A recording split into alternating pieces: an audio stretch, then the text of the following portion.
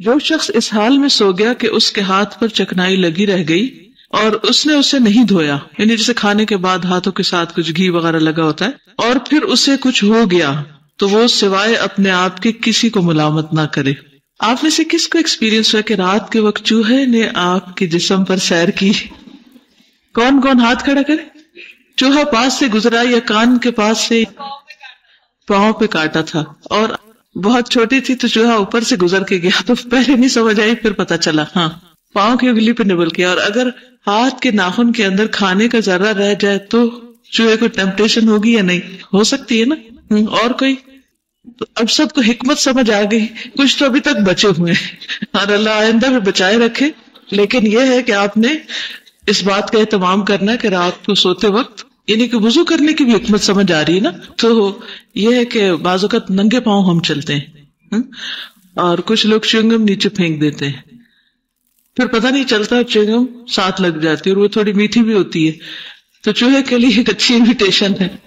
تو اس صورت میں وضو کرنا تو بہت ہی اچھا ہے، اور وضو کرتے وقت بھی اچھی طرح انسان کو اپنا آپ صاف کرنا چاہیے تاکہ کوئی ایسی چیز چمٹی بھی نہ رہ جائے۔ بعض اوقات کھانے کے ذرا، جیسے کچن میں کام کر رہے ہیں تو کچھ روٹی کا ٹکڑا گر گیا یا کچھ اور اوپر پاؤں آ گیا اور وہ پاؤں کے ساتھ ہی چپک گیا اور آپ نے دھویا ہی نہیں پاؤں کو اور اسی طرح سو گئے، تو نبی صلی اللہ علیہ وسلم پر کتنا پیار آتا ہے نا کہ آپ نے ماں باپ سے بڑھ کر ہماری تربیت کی اور ہمیں تعلیم دی اور ہمیں وہ باتیں بتائیں جن کی طرف ہمارا کبھی دھیان بھی نہ جائے۔ تو وضو تو بہت ہی اچھا ہے، لیکن اگر ایسا نہ ہو سکے تو کم از کم ہاتھ وغیرہ دھو کر سوئیں۔ سرما لگانا، سرما آنکھوں کی خوبصورتی، روشنی اور صفائی کا بہترین ذریعہ ہے، اسے لگانے کا اہتمام کریں۔ سیدنا جابر کہتے ہیں کہ میں نے رسول اللہ صلی اللہ علیہ وسلم کو یہ فرماتے ہوئے سنا، علیکم بالاثمد عند النوم فانہ یجل البصر وینبت الشعر۔ سوتے وقت اثمد سرما لگانا ضروری سمجھ لو، کیونکہ یہ نظر کو تیز کرتا اور بالوں کو اگاتا ہے۔ آئی لیشز کے بال بھی، کیونکہ بالوں سے یہاں یہ نہیں بتایا گیا کہ کون سے بال، لیکن بعض اوقات جسم کے ایک حصے میں کوئی چیز ڈالی جاتی ہے تو وہ باقی جسم کو بھی متاثر کرتی ہے۔ اس میں خاص طور پر اسمت جو ہے اس کا ذکر کیا گیا ہے۔ ہمارے ہاں بعض اوقات ملاوٹ والے سرمے ملتے ہیں یا اور چیزیں، تو ان سے بچنا بھی چاہیے، لیکن اگر خالص اسمت کہیں سے میسر ہو تو سنت سمجھ کر لگانا بھی فائدہ دیتا ہے۔ سیدنا ابن عباس سے مروی ہے، کان لرسول اللہ صلی اللہ علیہ وسلم مکحلۃ یکتحل بها عند النوم ثلاثا فی کل عین۔ رسول اللہ صلی اللہ علیہ وسلم کے پاس ایک سرما دانی تھی جس سے آپ سوتے وقت ہر آنکھ میں 3 سلائی سرما لگاتے تھے، یعنی 3 ایک طرف 3 ایک طرف۔ اور ایک اور جگہ سے یہ بھی پتہ چلتا ہے کہ سفر میں بھی آپ کے ساتھ ہوتی تھی سرما دانی، یعنی آپ کی ایک ٹریولنگ کٹ ہوتی تھی جس میں کنگھی، مسواک اور سرما دانی وغیرہ ہوتی تھی۔ بستر جھاڑنا، لیٹنے سے پہلے 3 مرتبہ بستر جھاڑ کر درست کر لیں اور بسم اللہ پڑھیں۔ سیدنا ابو ہریرہ سے روایت ہے کہ رسول اللہ صلی اللہ علیہ وسلم نے فرمایا، اذا آوى احدكم الى فراشه فليأخذ داخلة ازاره فلينفض بها فراشه وليسم الله فإنه لا يعلم ما خلفه بعده على فراشه۔ صحیح مسلم۔ جب تم میں سے کوئی اپنے بستر پر جائے تو اپنے تہہ بند کا کونا پکڑے اور اس سے اپنا بستر جھاڑ لے، یعنی کسی کپڑے کے ساتھ جھاڑے اور بسم اللہ پڑھے، کیونکہ وہ نہیں جانتا کہ اس کے بعد اس کے بستر پر کون آیا تھا۔ یعنی بعض اوقات جیسے آج کل سردیاں ہیں تو لحاف بھی ہوتا ہے اور میٹرس بھی ہے اور چادر بھی ہے اور تکیہ بھی ہے اور کئی قسم کے لوازمات ہیں، تو اگر ہم بستر طے ہی نہیں کرتے یا جھاڑ کر نہیں رکھتے یا ایسے ہی چھوڑ دیتے ہیں اور اس وقت یہاں بیٹھے ہوئے ہیں تو ہمیں کیا پتا کہ پیچھے سے کاکروچ جا رہے ہیں اندر یا کوئی ٹڈی جا رہی ہے یا کوئی اور چیز جا رہی ہے۔ تو بہت پرائیویٹ کوشچن، لیکن کس کے گھر میں کاکروچ نظر آ جاتا ہے؟ سب کے گھر میں نظر آ جاتا ہے۔ میں بہت خوش ہو رہی تھی کئی دن سے کہ الحمدللہ کاکروچ کا بالکل خاتمہ ہو گیا، وہ خوش تھی۔ میں یہ نہیں پتا تھا کہ سردی کی وجہ سے شاید کہیں چھپے ہوئے ہیں، تو آج رات مجھے بھی نظر آ گیا۔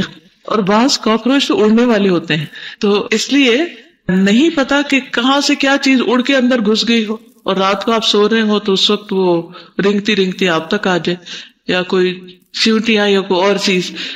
تو اس لیے بستر جھاڑنا ہے انشاءاللہ۔ اگر آپ سمجھے کہ باقی سارا صاف ستھرا ہے اور کوئی ایسی چیز نہیں ہے تو بھی سنت سمجھ کر اس کو 3 دفعہ کپڑے سے جھاڑ لیں، اپنے دوپٹے سے جھاڑ لیں، ٹھیک ہے؟ کئی لوگ تو اس پہ کھانا کھاتے ہیں تو پھر کھانا بھی گر جاتا ہے، ایسی صورت میں تو اور احتیاط کرنے کی ضرورت ہے۔ کھانے سے مراد ضروری نہیں کہ آپ ڈنر یا لنچ کریں وہاں، اس سے مراد جیسے بسکٹ وغیرہ بھی کھانا، یہ تو اکثر لوگوں کی عادت ہوتی ہے نا، نبل کرتے رہتے ہیں، کچھ نہ کچھ لے کے بیٹھ گئے اور کچھ نہ کچھ گرا دیا اور پھر وہ اندر ہی رہا اور پھر کوئی اور مخلوق کھانے آ گئی۔ سیدنا ابو ہریرہ سے روایت ہے کہ رسول اللہ صلی اللہ علیہ وسلم نے فرمایا اذا جاء احدکم الى فراشہ فلینفضہ بسنفۃ ثوبہ 3 مرات، صحیح البخاری۔ جب تم میں سے کوئی شخص اپنے بستر پر جانے لگے تو اسے چاہیے کہ وہ اپنے کپڑے کے کنارے سے اسے 3 مرتبہ جھاڑ لے، ایک میں ازار کا لفظ ہے اور ایک میں کپڑے کا لفظ ہے، تو اگر صرف کپڑے کی بات ہے تو اس سے آپ کا اسکارف اور دوپٹہ یا کوئی بھی چیز ہو سکتی ہے جس سے آپ اسے جھاڑ لیں۔ لیکن ایک بات ہے کہ اگر کوئی ساتھ سو رہا ہو دوسری طرف تو ایسی جھاڑ پھونک مت شروع کرے کہ وہ سوتا ہوا جاگ جائے، کیونکہ میرے ساتھ یہ ایکسپیرینس ہو چکا ہے۔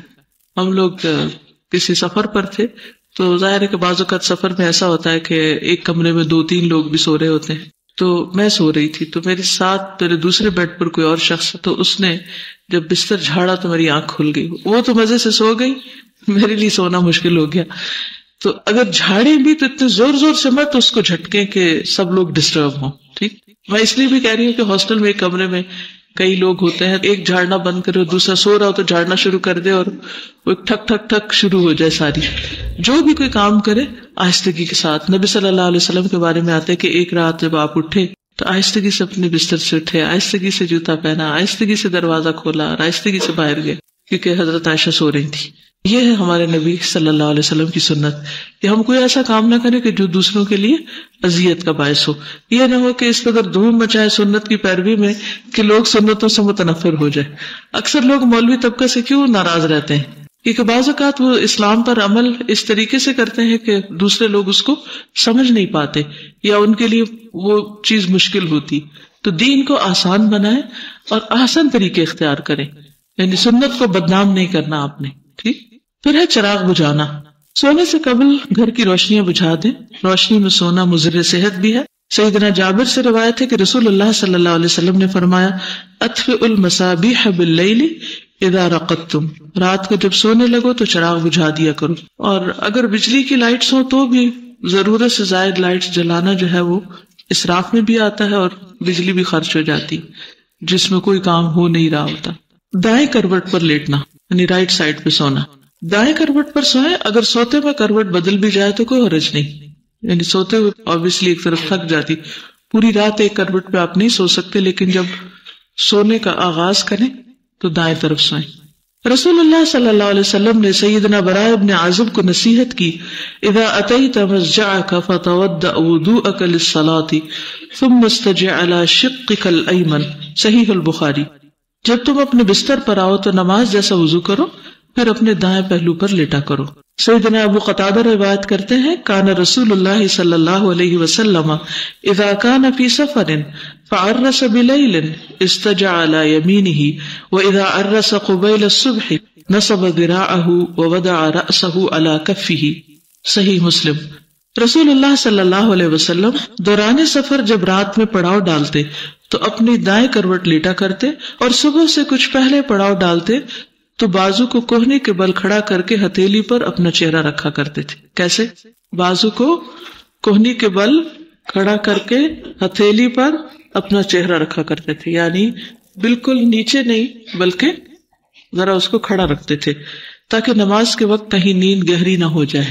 یعنی کونی ٹکا کے اس پر ہاتھ رکھ کے سو رہے ہیں تو آپ پوری طرح بے خبر نہیں سو سکتے، آپ کانشیس بھی رہیں گے اور تھوڑا آرام بھی کر لیں گے۔ بائیں طرف لیٹنے کی ممانعت کیوں ہے اور اس میں نقصان کیا ہے؟ بائیں طرف ہمارا دل ہوتا ہے، اس پر بوجھ آتا ہے، اگر ساری رات ادھر لیٹیں گے تو مشکل ہوگی۔ اور کوئی وجہ؟ اور کیا آتا ہے ذہن میں خیال؟ جی شاباش، ہر کام دائیں ہاتھ سے کرنا چاہیے، دائیں جانب سے شروع کرنا چاہیے۔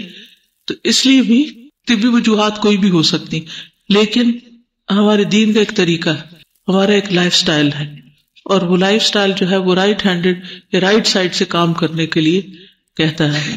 دائیں ہاتھ رخسار کے نیچے رکھنا، یعنی گال کے نیچے رکھنا۔ سوتے وقت دائیں کروٹ لیٹ کر دائیں ہاتھ رخسار کے نیچے رکھے۔ سیدہ حفصہ زوجہ نبی صلی اللہ علیہ وسلم کہتی ہیں کہ نبی صلی اللہ علیہ وسلم جب سونے کا ارادہ فرماتے تو اپنا دایاں ہاتھ رخسار کے نیچے رکھتے، یعنی اپنے گال کے نیچے، پھر 3 مرتبہ فرماتے اللہم قنی عذابک یوم تبعث عبادک. اب دعا تو یاد ہوگی آپ کو، اے اللہ مجھے اپنے عذاب سے بچا لینا جس دن تو اپنے بندوں کو اٹھائے گا. یہ کون دعا مانگتا تھا؟ نبی صلی اللہ علیہ وسلم. آپ کے تو سارے گناہ بخشے ہوئے تھے، پھر آپ کیوں یہ دعا مانگتے تھے؟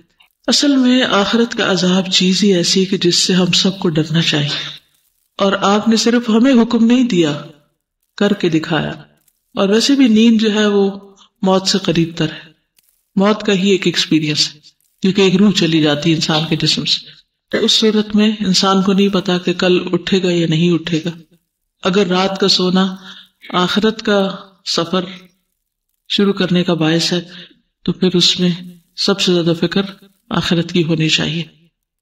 عام طور پر رات کو سوتے ہوئے لوگوں کی زیادہ تر فکر کس چیز کی ہوتی ہے، اور خواب بھی کس چیز کے دیکھتے ہیں؟ جو دن بھر کیا ہوتا ہے یا کل پیش آنے والا ہوتا ہے، یعنی دنیا کے دن، پاسٹ، پریزنٹ، فیوچر، اس کے بارے میں زیادہ سوچتے ہیں. آخرت کے بارے میں ہم کم ہی سوچتے ہیں. حالانکہ ہم سب کو اصل فکر اس دن کی لگنی چاہیے جس دن کوئی بھی کام نہیں آئے گا. تو آج رات سوتے وقت اپنے فکر افکار کا بھی جائزہ لیں کہ آپ کیا سوچتے ہیں، اس وقت کیا چیز آپ کی نیند خراب کر دیتی. سیدنا حذیفہ نے فرمایا کان النبی صلی اللہ علیہ وسلم اذا اخذ مضجعه من اللیل وضع یده تحت خده، صحیح البخاری. نبی صلی اللہ علیہ وسلم جب رات کو اپنے بستر پر لیٹتے تو اپنا ہاتھ رخسار کے نیچے رکھتے، پیٹ کے بل نہ لیٹنا، یعنی اوندے منہ نہیں لیٹنا. رات یا دن کسی بھی وقت پیٹ کے بل نہ لیٹے. سیدنا ابو ہریرہ سے روایت ہے کہ رسول اللہ صلی اللہ علیہ وسلم نے ایک شخص کو پیٹ کے بل لیٹے ہوئے دیکھا تو فرمایا ان هذه زجعۃ لا يحبها اللہ، بے شک اس طرح پیٹ کے بل لیٹنا اللہ تعالیٰ کو پسند نہیں. تو ہمیں ایسا کام نہیں کرنا چاہیے جو اللہ تعالیٰ کو پسند نہ ہو، خواہ ہمیں عادت پڑ بھی چکی ہو، پھر بھی اس عادت کو توڑنا چاہیے. بعض مائیں بچوں کو الٹا لٹاتی ہیں کیونکہ اس طرح بچے زیادہ سوتے ہیں، یا ان کو سکون مل جاتا ہے پیٹ میں، اگر کوئی تکلیف ہے، گیسز وغیرہ، درد ہے، تو اس کے لیے ان کو الٹا لٹا دیتی. اب کیا ہوتا ہے کہ وقت کے ساتھ ساتھ ان کو الٹا ہی سونے پر نیند آتی، اور پھر بڑے ہو کر ہی عادت پڑ جاتی. تو اس بارے میں ہمیں نہ صرف اپنے سونے کے پوزیشن بلکہ اپنے بچوں کی پوزیشن پر بھی غور کرنا ہے کہ ان کو ایسی عادت نہ ڈالی جائے کہ جو بڑے ہو کر ان کے لیے پھر توڑنا مشکل ہو جائے. سیدنا ابو ذر سے روایت ہے کہ میں پیٹ کے بل لیٹا ہوا تھا، دن کو لیٹے ہوں گے تھے. نبی صلی اللہ علیہ وسلم میرے پاس سے گزرے، مجھے قدم مبارک سے ٹھوکا دیا اور فرمایا یا جندب انما هذه زجعۃ اہل النار، اے پیارے جندب بے شک یہ اہل جہنم کے لیٹنے کا انداز ہے، یعنی ناپسندیدہ طریقہ ہے. پھر تہجد کی نیت کر کے سونا. تہجد کی نیت کر کے سوئیں. حضرت عائشہ رضی اللہ تعالیٰ عنہا سے روایت ہے کہ رسول اللہ صلی اللہ علیہ وسلم نے فرمایا من اتا فراشہ وهو ينوي ان يقوم يصلي من الليل فغلبته عيناه حتى اصبح كتب له ما نوى وكان نومه صدقة عليه من ربه عز وجل. سنن النسائی. جو کوئی اس نیت سے اپنے بستر پر آئے کہ رات کو تہجد کے لیے اٹھے گا اور پھر اس پر نیند غالب آ جائے یہاں تک کہ صبح ہو جائے تو اسے اس کا اجر مل جائے گا جس کی اس نے نیت کی تھی، اور اس کے رب عز و جل کی طرف سے اس کی نیند اس کے لیے صدقہ ہو جائے گی. تو اس سے نیت کی اہمیت کا بھی پتہ چلتا ہے کہ اگر آپ کسی چیز کے لیے ارادہ کر لیتے ہیں اور کسی وجہ سے نہیں کر پاتے تو آپ کو اس کا پورا پورا اجر مل جاتا ہے. اصل میں انسان کے اعمال کا تعلق اس کی سوچ سے ہوتا ہے. جب سوچ اچھی ہوتی ہے، سوچ مثبت ہوتی ہے، کچھ کرنے کا جذبہ، ارادہ، تمنا، امنگ ہوتی ہے، تو مشکل سے مشکل حالات میں بھی انسان اس کام کو کر جاتا ہے. لیکن اگر سوچ ہی ڈھیلی ہو یا سوچ میں خرابی ہو تو پھر بہت سے راستے ہوتے ہوئے بھی انسان چل نہیں پاتا، اپرچونٹیز کو اویل نہیں کر پاتا. تو ہمارے دین میں نیت کی بہت زیادہ اہمیت ہے، اور نیت پر اعمال کا دار و مدار ہے، اور بعض اعمال اچھی نیت کی وجہ سے بہت پھلتے پھولتے ہیں. اس سلسلے میں ایک چھوٹی سی چیز آپ کے ساتھ شیئر کرنا چاہوں گی نیت کے بارے میں. یہ ایک بلڈنگ کی تصویر ہے جو حضرت عثمان رضی اللہ تعالیٰ عنہ کے نام پر وقف ہے. اگر آپ مکہ میں جائیں تو آپ دیکھیں گے کہ بہت سی بلڈنگز پہ بلڈنگز نظر آتی اور ان پر اکثر لکھا ہوتا ہے وقف اور آگے نام لکھا ہوتا ہے. اسی طرح مدینہ میں بھی بہت سی بلڈنگز جو ہیں وہ وقف ہیں. ایک آرٹیکل ہے جسے عبدالستار خان نے لکھا ہے. لکھتے ہیں کہ آپ کو معلوم ہے کہ سعودی عرب کی ایک بینک میں خلیفہ سوم حضرت عثمان بن عفان کا آج بھی کرنٹ اکاؤنٹ ہے. یہ جان کر بھی آپ کو حیرت ہوگی کہ مدینہ منورہ کی میونسپلٹی میں حضرت عثمان بن عفان کے نام پر باقاعدہ جائیداد رجسٹر ہے. آج بھی حضرت عثمان بن عفان کے نام پر بجلی اور پانی کا بل آتا ہے. کیا آپ جانتے ہیں کہ مسجد نبوی کے قریب ایک عالی شان رہائشی ہوٹل زیر تعمیر ہے جس کا نام عثمان بن عفان ہوٹل ہے؟ کیا آپ تفصیل جاننا چاہیں گے؟ یہ وہ عظیم صدقہ جاریہ ہے جو حضرت عثمان بن عفان کے صدق نیت کا نتیجہ ہے، سچی نیت کا. جب مسلمان ہجرت کر کے مدینہ منورہ پہنچے تو وہاں پینے کے صاف پانی کی بڑی قلت تھی. ایک یہودی کا کنواں تھا جو مسلمانوں کو پانی مہنگے داموں فروخت کرتا. قصہ سب نے سن رکھا نا. اس کنویں کا نام بئر روما تھا، یعنی روما کو کنواں. مسلمانوں نے رسول اکرم صلی اللہ علیہ وسلم سے شکایت کی اور اپنی پریشانی سے آگاہ کیا. رسول اکرم صلی اللہ علیہ وسلم نے فرمایا، کون ہے جو یہ کنواں خریدے اور مسلمانوں کے لیے وقف کر دے؟ ایسا کرنے پر اللہ تعالیٰ اسے جنت میں چشمہ عطا کرے گا. حضرت عثمان یہودی کے پاس گیا اور کنواں خریدنے کی خواہش کا اظہار کیا. کنواں چونکہ منافع بخش آمدنی کا ذریعہ تھا، وہ پانی بیچتا تھا، اس لیے یہودی نے فروخت کرنے سے انکار کر دیا. حضرت عثمان نے یہ تدبیر کی کہ یہودی سے کہا کہ پورا کنواں نہ صحیح، آدھا کنواں مجھے دے دو. آدھا کنواں فروخت کرنے پر ایک دن کنویں کا پانی تمہارا اور ایک دن میرا ہوگا، یعنی باری لگا لیتے. تو وہ لالچ میں آ گیا. اس نے سوچا کہ حضرت عثمان اپنے دن میں پانی زیادہ پیسوں میں فروخت کریں گے، اس طرح مزید منافع کمانے کا موقع مل جائے گا. اس نے آدھا کنواں حضرت عثمان کو فروخت کر دیا. حضرت عثمان نے اپنے دن مسلمانوں کو کنویں سے مفت پانی حاصل کرنے کی اجازت دے دی. لوگ حضرت عثمان کے دن مفت پانی حاصل کرتے اور اگلے دن کے لیے بھی ذخیرہ کر لیتے. یہودی کے دن کوئی شخص بھی پانی خریدنے نہ جاتا. یہودی نے دیکھا کہ اس کی تجارت بالکل ماند پڑ گئی تو اس نے حضرت عثمان سے باقی آدھا کنواں خریدنے کی گزارش کی کہ تو یہ آدھا بھی خرید لیں. اس پر حضرت عثمان راضی ہو گئے. پورا کنواں خرید کر مسلمانوں کے لیے وقف کر دیا. اس دوران ایک آدمی نے حضرت عثمان کو کنواں دگنی قیمت پر خریدنے کی پیشکش کی. کسی اور نے کہا کہ آپ ڈبل پرائس پہ مجھے دے دیں. حضرت عثمان نے فرمایا کہ مجھے اس سے کہیں زیادہ کی پیشکش ہے. اس نے کہا میں 3 گنا دوں گا. حضرت عثمان نے فرمایا مجھے اس سے زیادہ گنا کی پیشکش. اس نے کہا میں 4 گنا دوں گا. انہوں نے کہا مجھے اس سے زیادہ ملتی. آدمی بڑھاتا رہا. حضرت عثمان یہی جواب دیتے رہے یہاں تک کہ اس آدمی نے کہا حضرت آخر کون ہے جو آپ کو 10 گنا زیادہ منافع دے رہا ہے؟ حضرت عثمان نے فرمایا میرا رب مجھے ایک نیکی پر 10 گنا اجر دینے کی پیشکش کرتا ہے. وقت گزرتا رہا اور یہ کنواں مسلمانوں کو سیراب کرتا رہا، یہاں تک کہ کنویں کے ارد گرد کھجوروں کا ایک بہت بڑا باغ بن گیا. عثمانی سلطنت کے زمانے میں اس باغ کی دیکھ بھال ہوئی. بعد ازاں سعودی حکومت کے عہد میں اس باغ میں کھجوروں کے درختوں کی تعداد 1550 ہو گئی. یعنی اس پانی سے جو آس پاس کے درخت تھے سیراب ہوتے ہوتے اتنے بڑھ گئے. یہ باغ میونسپلٹی میں حضرت عثمان بن عفان کے نام پر رجسٹر کر دیا گیا. وزارت زراعت یہاں کے کھجور بازار میں فروخت کرتی اور اس سے حاصل ہونے والی آمدنی حضرت عثمان کے نام پر بینک میں جمع کرتی رہی، یہاں تک کہ اکاؤنٹ میں اتنی رقم جمع ہو گئی کہ مرکزی علاقے میں ایک پلاٹ لیا گیا جہاں فندق عثمان بن عفان کے نام پر ایک رہائشی ہوٹل تعمیر کیا جائے گا. اس ہوٹل سے سالانہ 50 ملین ریال آمدنی متوقع ہے. اس کا آدھا حصہ یتیموں اور غرباء میں تقسیم ہوگا، دوسرا حضرت عثمان کے اکاؤنٹ میں جمع ہوگا. اندازہ کیجیے کہ حضرت عثمان کے انفاق کو اللہ تعالیٰ نے کیسے قبول کیا، اس میں کیسی برکت عطا کی کہ قیامت تک کے لیے صدقہ جاریہ بن گیا. آغاز کس چیز سے ہوا تھا؟ خالص نیت. جب ہماری نیت میں کھوٹ ہوتا ہے نا، ہمارے ارادے ٹھیک نہیں ہوتے اور سوچیں منفی ہوتی تو کام نہیں ہوتے. اور نیت خالص ہو جائے تو کام نہ بھی ہو تو بھی اجر لکھا جاتا ہے. اور بعض اوقات ہم نہ کر سکے کوئی اور بھی کر لے تو بھی اجر ہمارے لیے لکھا جاتا ہے کہ ہم نے اس کا ارادہ کیا تھا. تو بتائیے تہجد کا کیا کرنا ہے؟ ارادہ ڈھیلا ڈالا نہیں، کیسا؟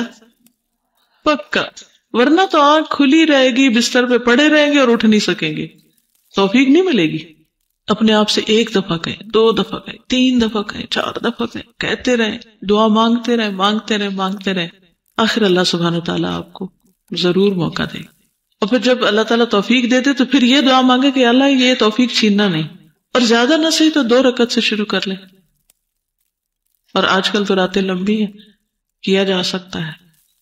اور اگر آپ کے دل میں ہوگا اور بیماری کی وجہ سے یا سفر کی وجہ سے یا کسی وجہ سے نہیں بھی کر پائیں گے تو وہ لکھا جاتا رہے گا.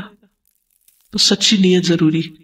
رات کو نیند کے لیے ضروری ہے، اچھی نیند کے لیے، کہ رات کو لائٹ بند کر دیں. تو وہ میں نے الحمدللہ کیا. تھوڑی سی دیر ہو گئی تھی سونے میں، تو مجھے یہی تھا کہ اللہ تعالیٰ اسی میں برکت دے گا. اور پھر رات کو میری آنکھ کھل گئی تقریباً 2-2:30 بجے، اور میں کافی فریش تھی.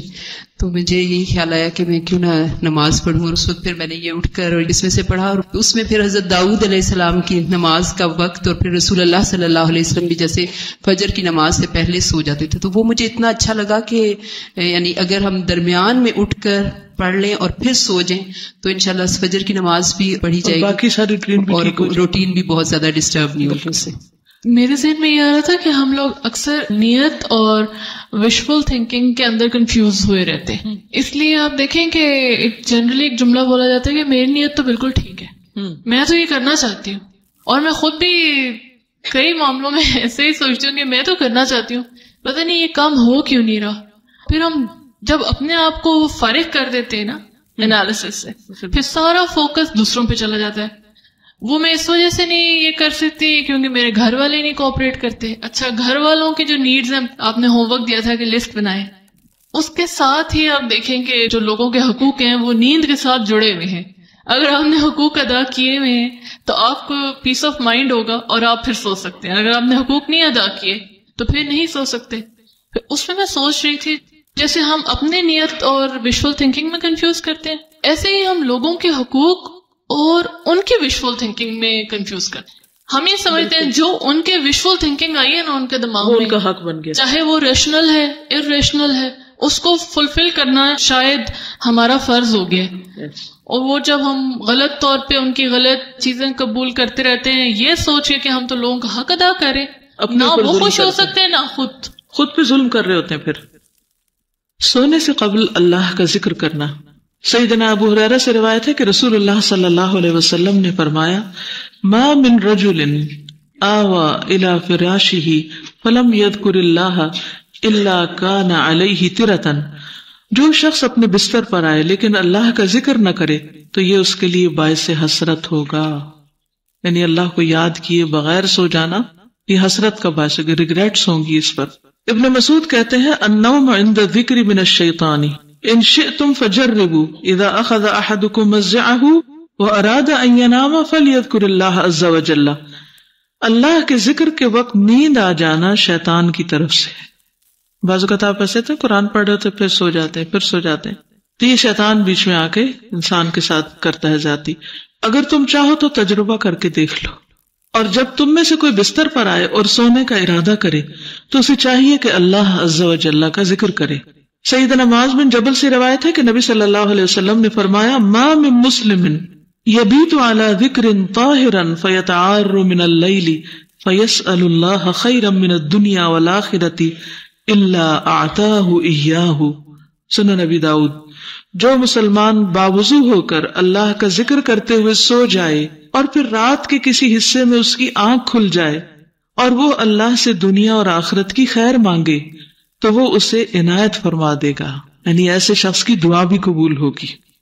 اور ہم کتنے ڈیسپریٹ ہوتے ہیں نا کہ ہماری دعائیں قبول ہوں، ہماری مشکلات آسان ہوں، ہمارے مسائل حل ہوں. سوتے وقت کے مسنون اذکار. سورۃ البقرہ کی آخری 2 آیات. سیدنا ابو مسعود بدری نبی صلی اللہ علیہ وسلم سے روایت کرتے ہیں، سورۃ البقرہ کی آخری 2 آیتیں جو کوئی ان کو رات کو پڑھ لے وہ اس کو کافی ہو جاتی. سیدنا نعمان بن بشیر سے روایت ہے، نبی صلی اللہ علیہ وسلم نے فرمایا، اللہ تعالیٰ نے آسمان و زمین پیدا کرنے سے 2000 برس پہلے ایک کتاب لکھی. اس کتاب میں سے 2 آیات اتاری جن کے ساتھ سورۃ البقرہ کو ختم کیا. جس گھر میں 3 رات یہ آیات پڑھی جائیں شیطان اس گھر کے قریب نہیں آتا، اور وہ ہیں آمن الرسول سے لے کر علی القوم الکافرین تک. سورۃ الکافرون. سیدنا فروہ بن نوفل اپنے والد سے روایت کرتے ہیں کہ نبی کریم صلی اللہ علیہ وسلم نے نوفل سے فرمایا، قل یا ایھا الکافرون پڑھو اور اسی پر بات چیت ختم کر کے سو جاؤ. بے شک اس میں شرک سے برات کا اظہار ہے، یعنی انسان سوتے وقت اس بات کی یقین دہانی کرتا ہے کہ میرا شرک اور کفر سے کوئی تعلق نہیں اور میں خالص توحید پر ہوں۔ سورۃ الاخلاص۔ سیدنا ابو درداء سے روایت ہے کہ رسول اللہ صلی اللہ علیہ وسلم نے فرمایا، کیا تم اس سے عاجز ہو کہ ہر رات 1/3 قرآن پڑھ لو؟ صحابہ نے عرض کیا کہ 1/3 قرآن کس طرح پڑھیں؟ آپ نے فرمایا قل هو اللہ احد 1/3 قرآن کے برابر ہے۔ سورۃ الاخلاص اور معوذتین۔ سیدہ عائشہ رضی اللہ تعالی عنہا روایت کرتی ہیں کہ نبی صلی اللہ علیہ وسلم جب اپنے بستر پر آرام فرماتے تو روزانہ رات کو اپنے دونوں ہاتھوں کو ملا کر ان پر قل هو اللہ احد، قل اعوذ برب الفلق اور قل اعوذ برب الناس پڑھ کر پھونک مارتے، پھر دونوں ہاتھ اپنے تمام جسم پر پھیرتے جہاں تک ممکن ہوتا، پہلے اپنے سر اور چہرے پر پھیرتے اور سامنے کے بدن پر، اور یہ عمل آپ 3 مرتبہ کرتے تھے۔ اب اس میں آپ دیکھیے کہ ایک طرح سے آپ اپنے آپ کو حصار میں دے رہے ہوتے ہیں، پروٹیکٹ کر رہے ہوتے ہیں، اپنے آپ کو خود ہی دم کر رہے ہوتے ہیں، اور اگر ساتھ ساتھ معنی پر آپ غور کرتے جائیں، سب سے پہلے آپ اللہ سبحانہ وتعالیٰ کی توحید بیان کرتے ہیں، پھر اس کے بعد پناہ لیتے ہیں قل اعوذ برب الفلق من شر ما خلق ومن شر غاسق اذا وقب ومن شر النفاثات فی العقد۔ تو یہ اتنے لوگوں کو جادو کی شکایت ہے، ہر دوسرا شخص اس شک میں مبتلا ہے کہ اس پر کسی نے کچھ کر رکھا ہے۔ تو اس میں آپ دیکھیے کہ ہر روز اگر آپ اپنے آپ کو اس طرح پروٹیکٹ کریں گے اللہ کے فضل سے، اللہ کا نام لے کر، تو جادو وغیرہ اگر نہیں ہوا تو ہوگا نہیں انشاءاللہ، اور اگر ہو چکا تو وہ بھی نکل جائے گا، ٹھیک ہے؟ تو پریشانی نہیں رہے گی، اور وہ کم از کم وہم تو نکل جائے گا کہ مجھے کچھ نہیں ہو سکتا، میں تو پروٹیکشن میں ہوں، بلٹ پروف پہنا ہوا ہے۔ اس میں قل یا ایھا الکافرون نہیں شامل، اس میں صرف قل هو اللہ، قل اعوذ برب الفلق اور قل اعوذ برب الناس، 3 صورتیں، ٹھیک ہے۔ سیدنا معاذ بن عبداللہ اپنے والد سے روایت کرتے ہیں، ہم ایک بارش والی رات اور سخت اندھیری رات میں نکلے، ہم رسول اللہ صلی اللہ علیہ وسلم کو ڈھونڈ رہے تھے کہ وہ ہمیں نماز پڑھائیں، چنانچہ ہم نے آپ کو پا لیا تو آپ نے فرمایا کہو، تو میں کچھ نہ بولا۔ آپ نے پھر فرمایا کہو، تو بھی میں کچھ نہ بولا۔ آپ نے پھر فرمایا کہو، تو میں نے عرض کیا اے اللہ کے رسول صلی اللہ علیہ وسلم میں کیا کہوں؟ آپ نے فرمایا کہو قل هو اللہ احد اور معوذتین الفلق اور الناس، صبح اور شام 3 بار یہ کہہ لو تو یہ ہر چیز سے تمہاری کفایت کریں گی۔ تو اس سے یہ پتہ چلتا ہے کہ صبح شام کی دعاؤں میں جو ہم پڑھتے ہیں 3 بار، تو یہ بھی ہر طرح کے شر سے انسان کو محفوظ رکھتی ہیں۔ سیدنا عقبہ بن عامر سے روایت ہے کہ رسول اللہ صلی اللہ علیہ وسلم نے فرمایا، تم نہیں دیکھتے کہ آج کی رات ایسی آیات اتاری گئی کہ ان کی مثل کبھی نہیں دیکھی گئی، یعنی بہت ہی بہترین آیات ہیں، اور وہ ہیں قل اعوذ برب الفلق اور قل اعوذ برب الناس۔ پھر آیت الکرسی۔ آیت الکرسی قرآن مجید کی سب سے عظیم آیت ہے۔ سیدنا محمد بن ابی کعب اپنے والد سے روایت کرتے ہیں کہ ان کے کھجوروں کے کھلیان یعنی باغ تھے، وہ اس میں کمی دیکھتے تھے کہ کم ہیں کھجوریں، کم ہو رہی ہیں، تو ایک رات انہوں نے چور کو پکڑ لیا، وہ جانور سے مشابہ ایک نوعمر لڑکا تھا، انہوں نے اس کو سلام کیا تو اس نے جواب دیا، انہوں نے کہا تم کون ہو، جن یا انسان؟ اس نے کہا میں جن ہوں۔ انہوں نے کہا اپنا ہاتھ میری طرف بڑھاؤ، تو اس نے اپنا ہاتھ بڑھایا، اس کا ہاتھ کتے کے ہاتھ کی طرح تھا اور اس کے بال کتے کے بال کی طرح تھے، یعنی جن کی شکل ایسی تھی۔